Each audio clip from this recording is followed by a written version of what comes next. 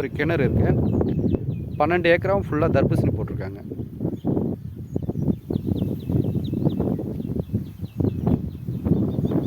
மருவத்தூர்லேருந்து கரெக்டாக நம்மளுக்கு ஒரு 25 கிலோமீட்டர் வரும்.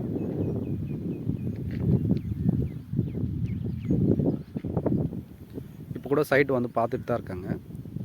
பியூர் ரெட் சாயில் மண். இது ப்ரைஸ் என்ன கோட் பண்ணுறாங்கன்னா, ஒரு ஏக்கர் வந்து 25 லட்சம், ஒரு சென்டின் விலை 25,000 சொல்கிறாங்க சார். இதை நெகோஷியபிள் பண்ணால் கண்டிப்பாக பண்ணலாம் சார். டேரெக்டாக ஓனர் டு ஓனர் பேசலாம்.